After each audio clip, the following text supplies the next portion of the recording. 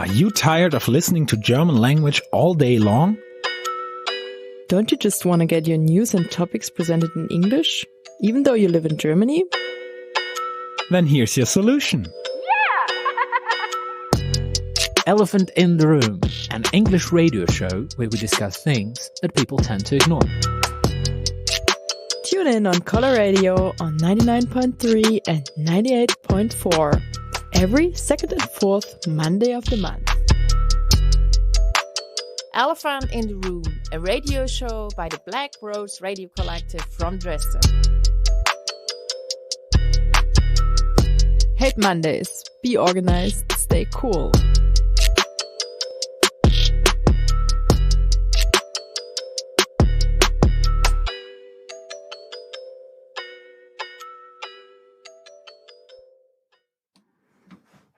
Hi there.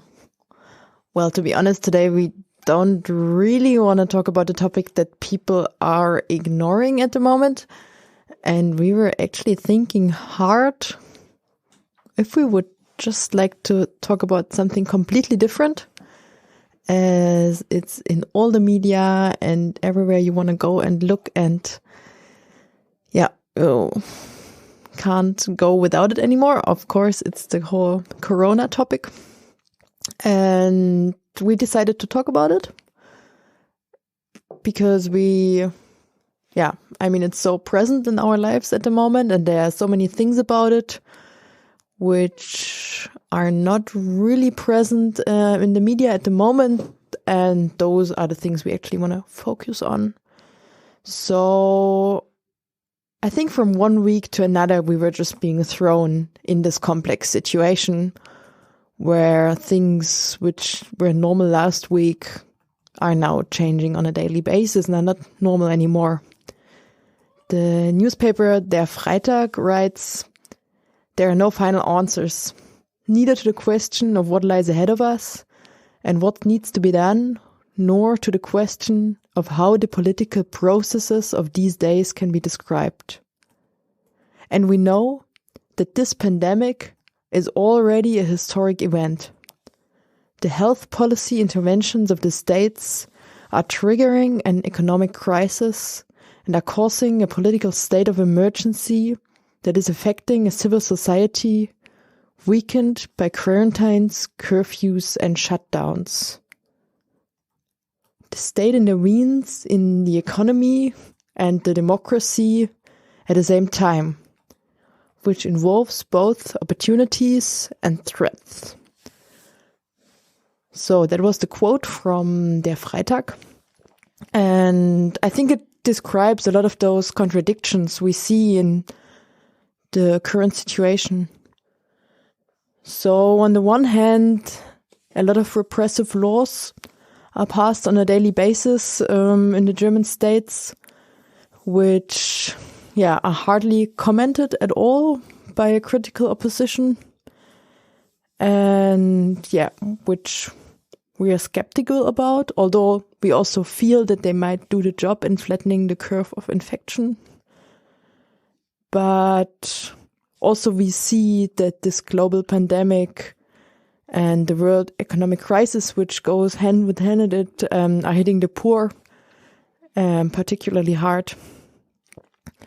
And on the other hand, we also see neighborhood solidarity and also a revival of, for instance, care jobs, which were not really honored the last years, neither socially nor in a monetary way. And all those things are happening at the same time. So, on the one hand, the health of people, especially the vulnerable people, is super important. On the other hand, we are not really sure about when we have to decide between health and freedom, as we do not know when those repressive laws are going to end.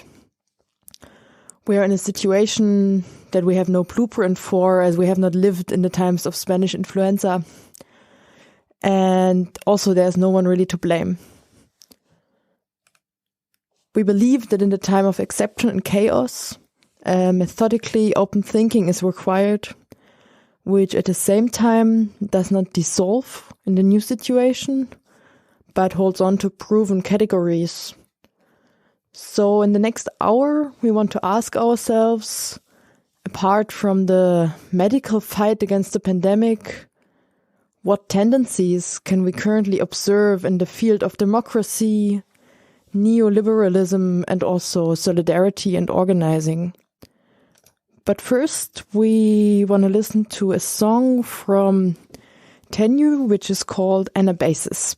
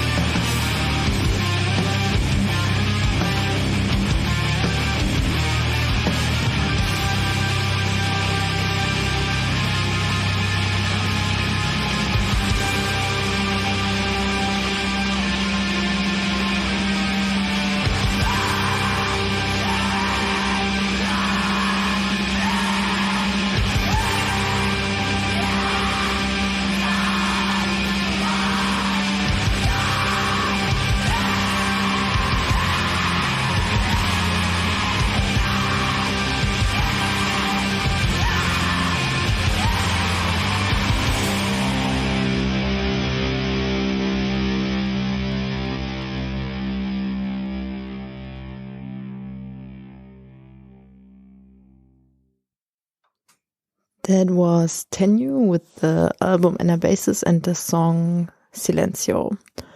So we're back in the Color Radio studio with our show Elephant in the Room, and we just gave a bit of an impression about the situation we're finding ourselves in, and now we want to look at different aspects of the corona situation that we have.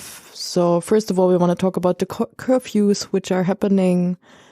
Then we want to talk about some problems with the collecting of DNA and also telecommunication data. And we also want to look at who is affected most by the current crisis. And last but not least, we want to talk about organizing in times of the virus, where those means of organizing that we usually have, like doing demonstrations and coming together and having discussions and inputs, are not happening anymore. And we want to look at what's going on instead. But first of all, I want to talk about the curfews a bit. So in Germany, the repressive laws that are passed at the moment are not passed by the state of emergency laws, but by administrative laws. So, the state of emergency can be seen as like a situation of chaos in which the legal ties are no longer valid. And, in the whole state philosophy has to be restored by a sovereign decision. And in comparison to that, the normal state can be seen as the state of law, in which all smaller and larger challenges are reacted to with the available means and within the limits of law, like in theory, as we know. However, which is interesting, that those means have been constantly expanded and extended to all possible situations, which can also be formulated in such a way that the former law of exception, like the former state of emergency laws, has been increasingly brought into the normal law. That we come to the state that, this state of emergency has in a way become something obsolete. And today is precisely the corona crisis that shows us how far this development has progressed. So it's like not like a war situation where unleashed violence is before our eyes, but the administrative state is in this process of general and special administrative laws and is trying to control the situation. And as we can see, has the means to go quite far with it. So far in Germany, only Bavaria has called out the state of emergency. However, in different German cities, there are curfews which are called out by administrative law. And they are usually arguing with the protection against infection law. So, for instance, in our hometown in Dresden, there is a curfew since 2 days, 1 day. Yeah, Friday. And it actually forbids hanging around with more than 5 people. Doing sports is still okay. Going to work is okay. Taking care of elderly people, taking care of animals, and getting groceries is fine. And even before that, all cultural events were cancelled, the theaters, the parties, and everything. So, you can still see a lot of people hanging out and about, but also a lot of social life has been shut down. And some people are, and particularly hard, for some people it's particularly hard, those laws, and we want to talk about them a bit later. So now we listen to a song, and then we want to talk about the DNA testing.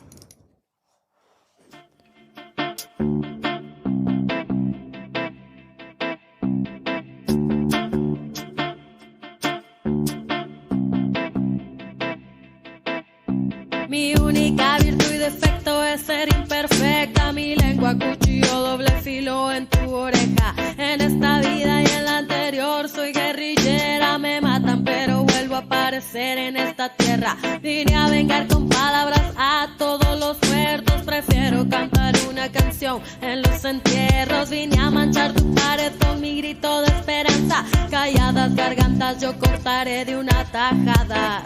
Yo peleo con el poder que coloniza mentes, no escupo balas sino palabras irreverentes. Santas son las sustancias que me mantienen despierta, santas las plantas que el espíritu me alimentan. Mi rap no es femenino, solo feminista, no busco el poder porque yo soy un anarquista. No quiero dominarte, soy un artista, te embrujan mis palabras porque soy espiritista. La magia de la música la traigo en las venas, mi pecho un tambor, mi pulso una canción sin pena. Las alas de mi mente me llevan a donde quiera, soy luz y oscuridad pero mi bandera es negra. Mi bandera es negra.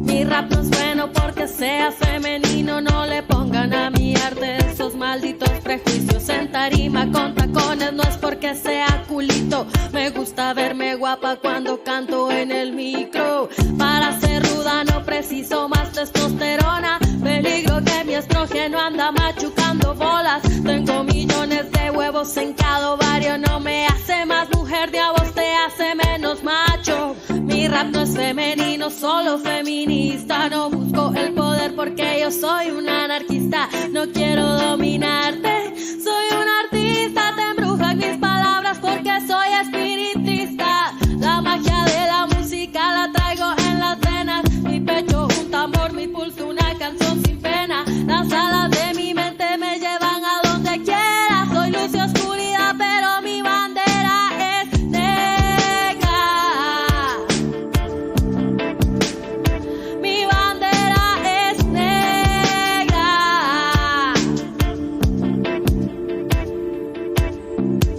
No quiero tu respeto nada más por traer falda, no me insultes porque nunca he sido una dama.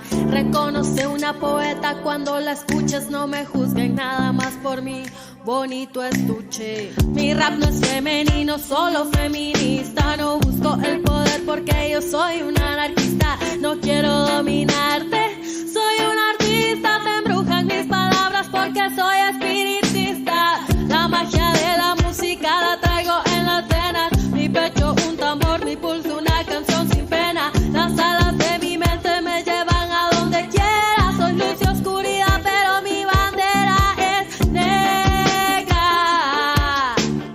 Mi bandera, mi bandera, mi bandera es negra.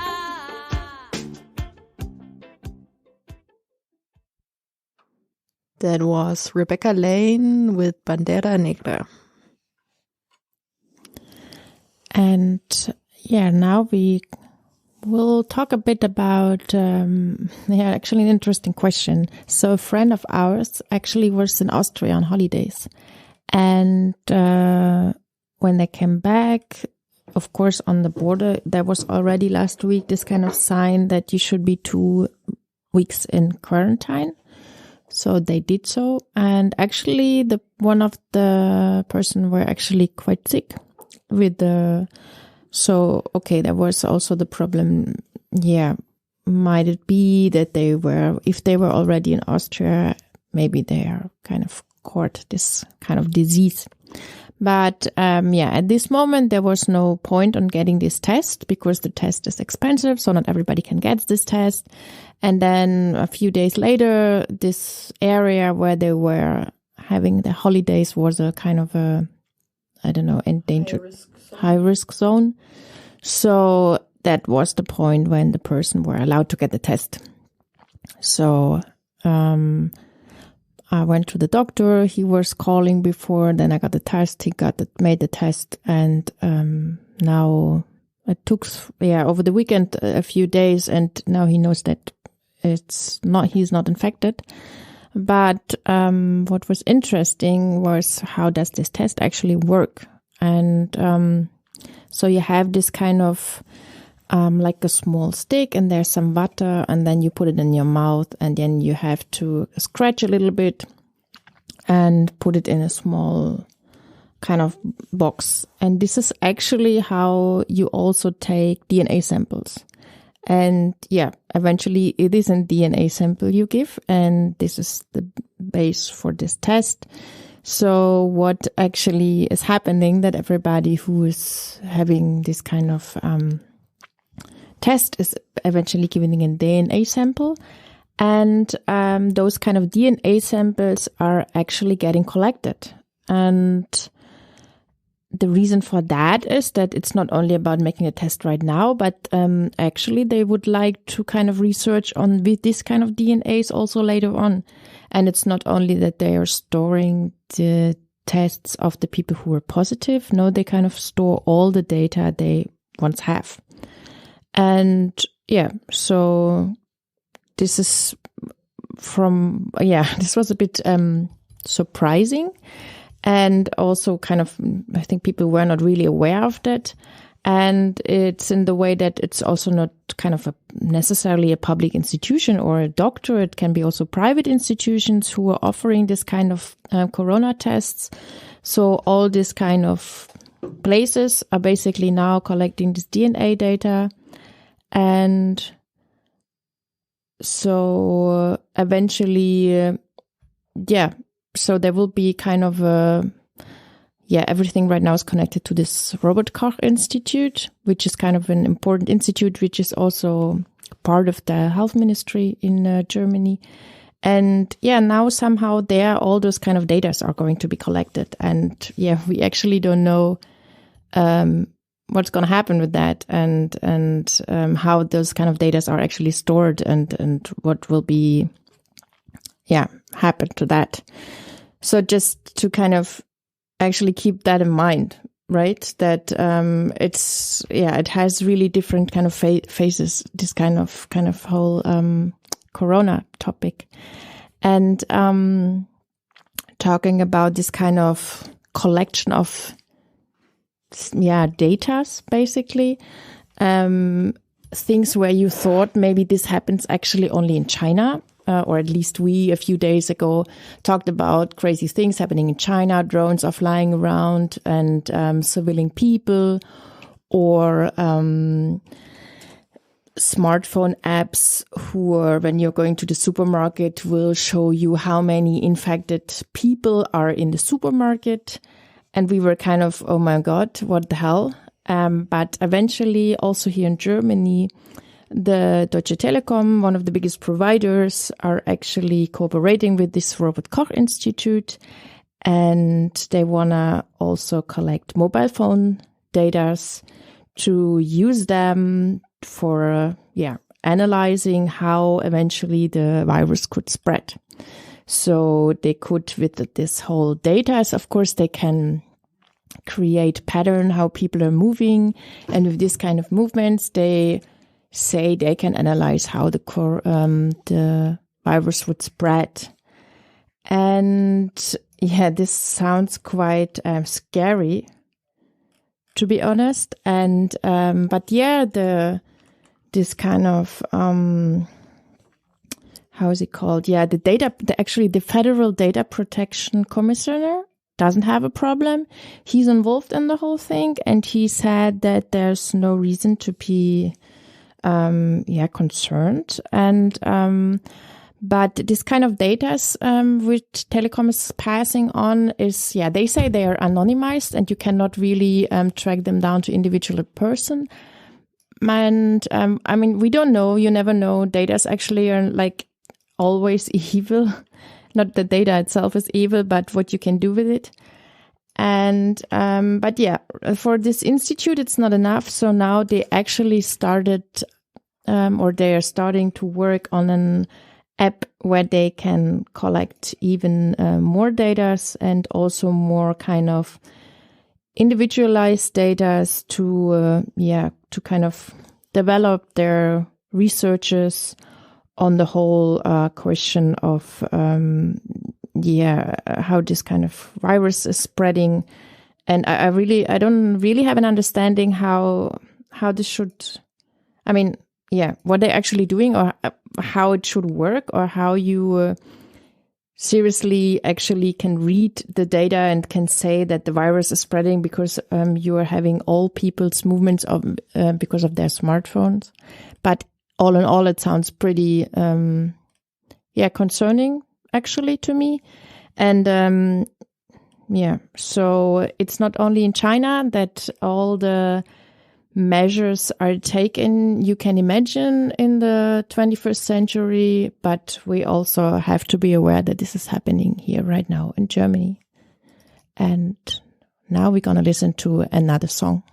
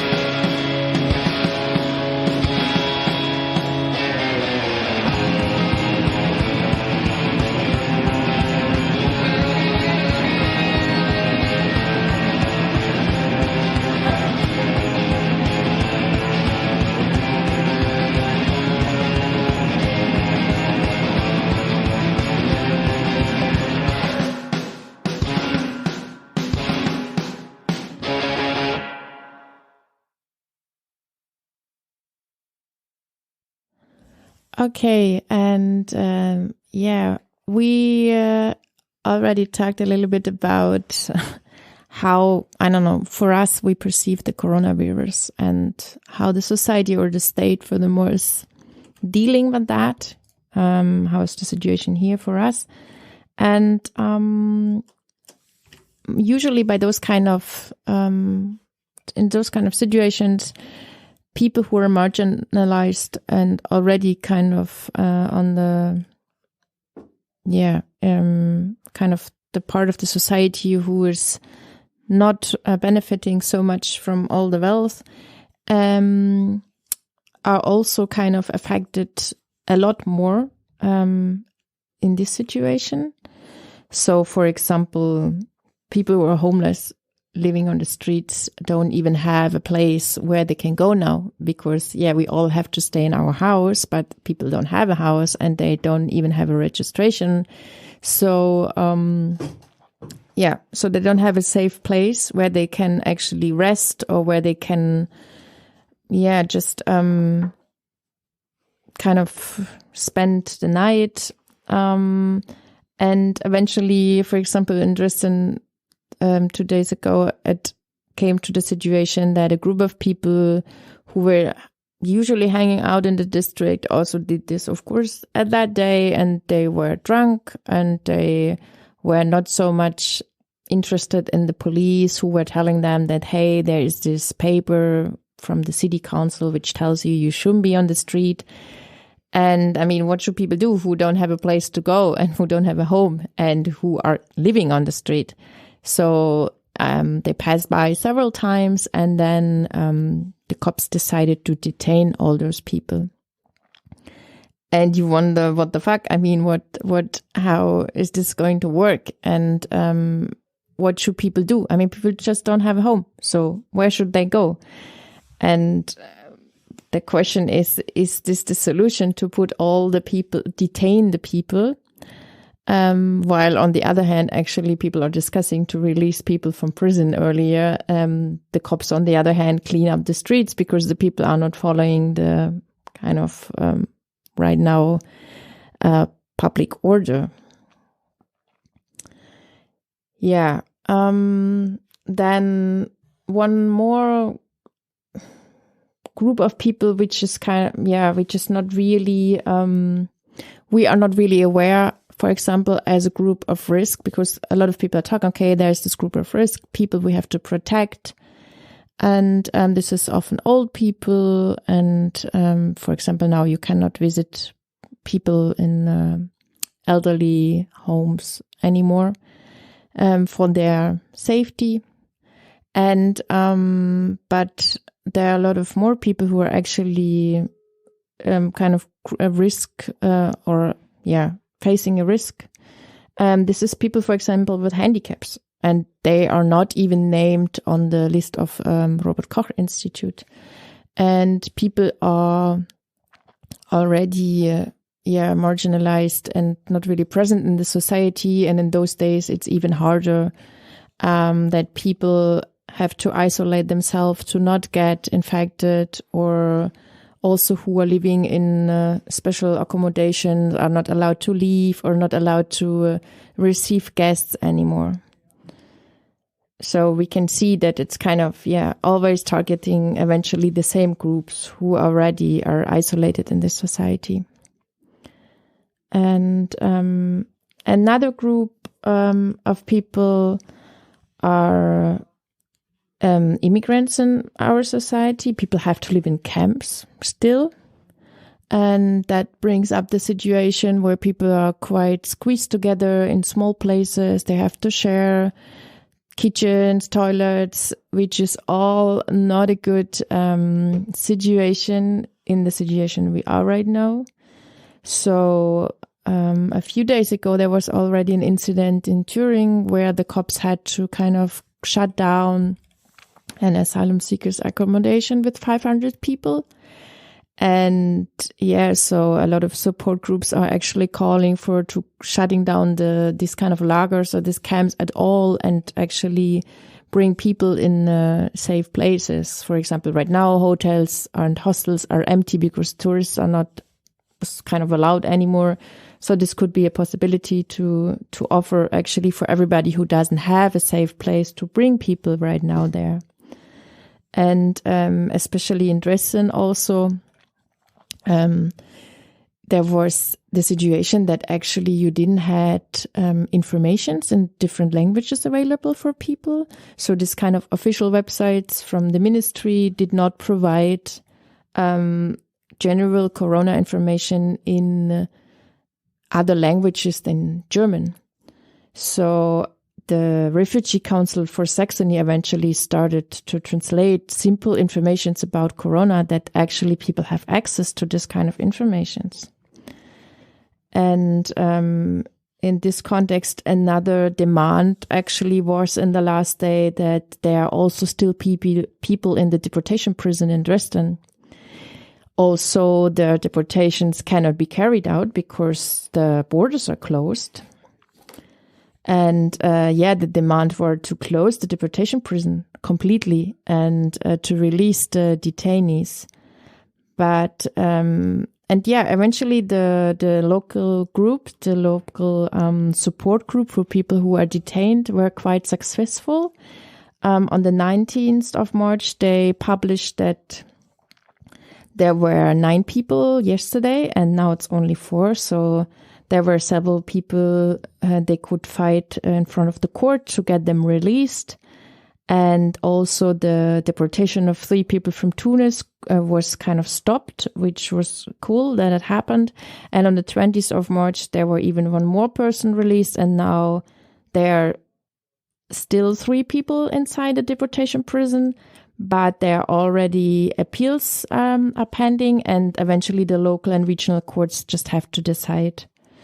So there are also some good things happening in all those, hard situations. Yeah, I think what we can see quite clearly is that things which were not going well before are also not going well now. Like, for instance, as we just heard, people which are not living in safe spaces because, they do not get granted the same rights as citizens, or people that live on the street, or elderly people which are completely isolated from society because they are not seen, as a proper as a proper people that are of any value in the society. I think those things are really popping out right now. And for me, it was quite shocking to hear that this argument why in Italy so many elder people are infected could be related to the fact that they are much more closely integrated in social structures. And I think it makes perfect sense when I look around me in Germany, where elderly people are completely isolated in their flats with, maybe some family visiting them, sometimes hardly even that. And a lot of them living, in places where there's only elderly people without any social life. And it was really, really sad for me to hear that this could be a reason why so many more elderly people were infected in Italy. And I think one of the things we can also see quite clearly, which are not working in this neoliberal state logic, is also the health system.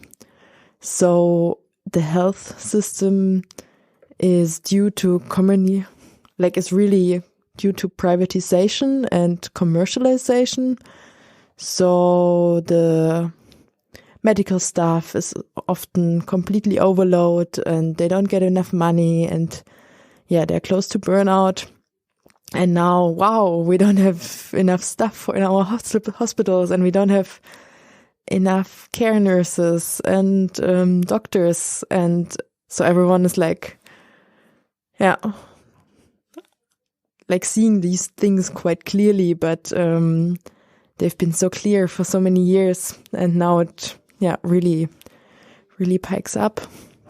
So, even before the outbreak, there was a shortage of care workers, and which led to a massive lack of time that the patients got, resulting in burnouts of the remaining staff and a general loss of the attractiveness of the nursing profession, as they also do not get so much money.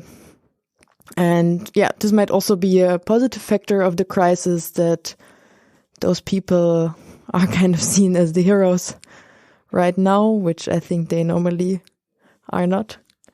And also people that take care of children, which is usually a job which is not really valued a lot at all.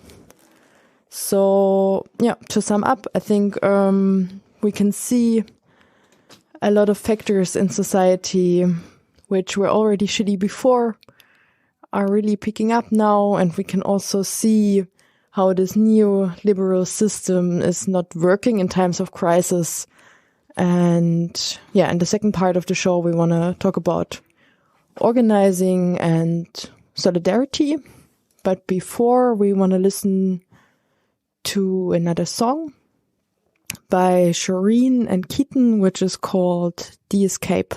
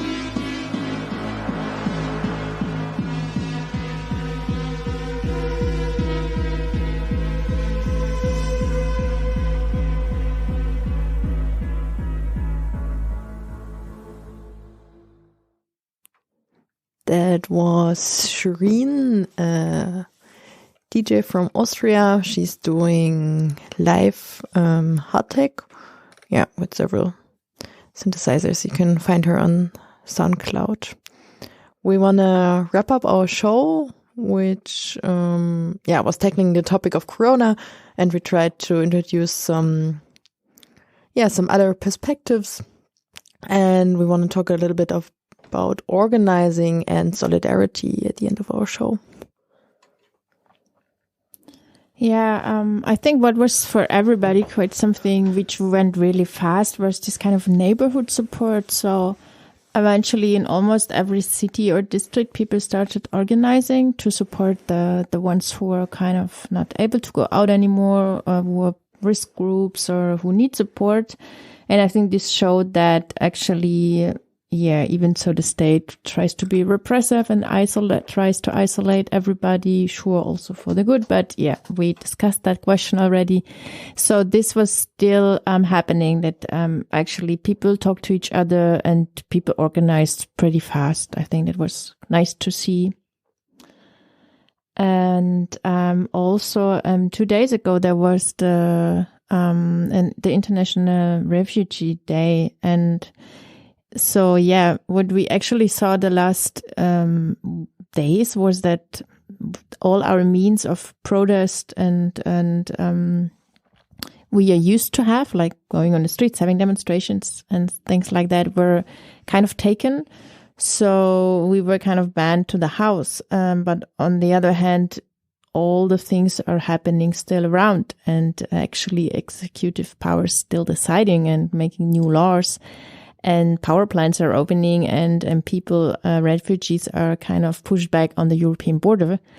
And we're sitting at home and we cannot do what we always do, demonstrate. But on the International Day for Refugees, a lot of people put banners out of their windows. And in Germany, there was a kind of a federal-wide call to kind of change the circumstances people, refugees have to live here in Germany, and to actually demand to bring people to the European Union who are on the borders,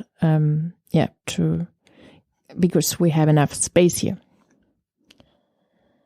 What else? Which is not so much happening right now here in Germany, but we could see in the US and in the UK was the rent strike. So some quite good organized neighborhoods started organizing on that matter, or kind of continued or pushed now a bit harder to fight against gentrification, and who organized together and called for a rent strike right now. And I think it's a good time to do that. I think we should think about Vonovia, which is still really present here in the city, and maybe this can be something which should be started. I think it's a good moment. People have time to organize, but be careful, because I think it's important to a strike needs to be organized properly, that people can also be supported in the moment when Vonovia tries to fight back. So it can't be not just a call on the social media, hey, let's not pay rent. I think that's not how the strike works. It needs political organizing. And I think it's a good time right now to talk to your neighbors you meet in your house. And maybe you can get together and make some online channel where you can talk with each other and see how you could maybe, start doing that. And it works really especially good if you have kind of big housing companies like Vonovia, because then we can be a lot and can put a lot of pressure.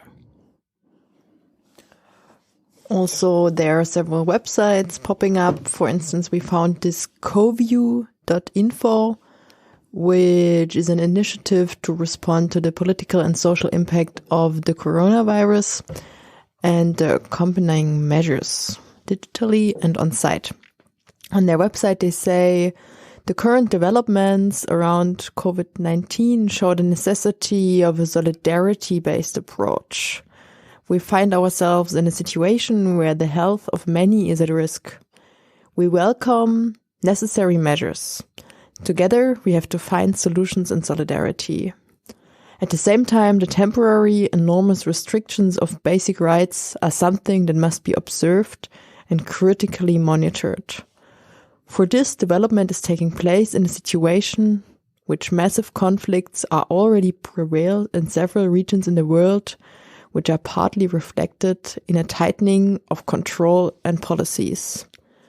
So I think it describes really well this need to critically monitor everything which is happening right now, and to also formulate or find means to formulate our critique and our dissents with it. And going on with this, I think one more website we actually found is one which is kind of covering right now strikes all around the world. And it's really interesting because as we see that from one hand, this kind of social life is kind of banned or kind of blocked and everybody had to stay home. But of course, everything what is important for the economic situation of the national states is still going on. So a lot of people still have to work. And apart from the so-called critical infrastructure. And there is actually a lot of protests going on all around the world. For example, today was announced there was the Avio Aeros workers are striking against some of the new regulations of the Italian Prime Minister. Then in Lima in Peru, there were protests of the people who were cleaning the streets. And there were mine workers in Peru who were calling for better security precautions and a lot of more. So actually people all around the world are also right now, or especially in this kind of situation, protesting and taking their rights in life and work situations, and not only in the working field, but also in the prisons. And I think the Italian part was one of the most heard here in Germany. But there are actually also prison rising. In the prisons are people rising up also all around the globe. And so there is a lot of protest actually going on, that people are actually taking their rights back and don't want to be regulated by authoritarian state and capital. For sure.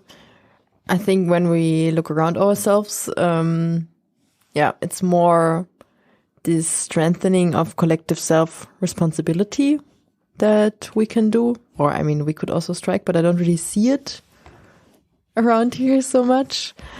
What I see more is groups coming together, initiatives coming together and thinking about, okay, how can we find creative forms of action which, despite the current situation, make it possible to communicate our concerns, to come together, to reflect on what is happening to us, because, I mean, things are just changing so fast at the moment, and laws are passed which we wouldn't have thought possible couple of weeks ago, and I think it's super important for us to find the language to talk about this and to find ways to come together, but also raise public awareness for a cooperative and solidary society that we could strive for, that where people actually do not need these repressive laws to reflect on it's better to stay home to protect vulnerable people, or have these networks of self-organizing that makes it possible to sustain the health of many and not just a few. All these things which are super weak in our society at the moment, and where a crisis like this might be a chance to reflect on those things, and also to reflect on what is important to us, what's the life we want to live, and how do we want to come together, and what are the values which are important to us. And I think that's something which is really interesting at the moment as well, that this narrative of consumerism is like completely forgotten at the moment because all the shops are closed. And yeah, it's really also told by the authorities that that's definitely something which is not important at this time, like so many other things which are super important for the consumerist capitalist society. So it might also be a chance to look at the streets and look at the way people behave right now, and also formulate critical thoughts of a way that a utopian, self-organized society based on solidarity might look like.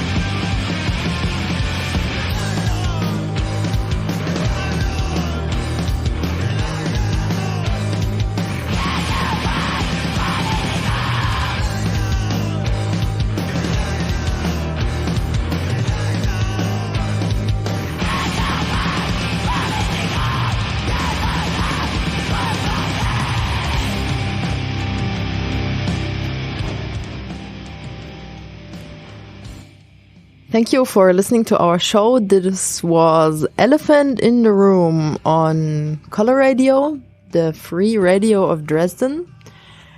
If you missed parts of the show, you can listen to them on archive.org. Also on the website of the Anarchist Network of Dresden, which is and.notraces.org. And also we will be shortly on Libsyn. And of course, like always, you can also switch on the channel of the free radios.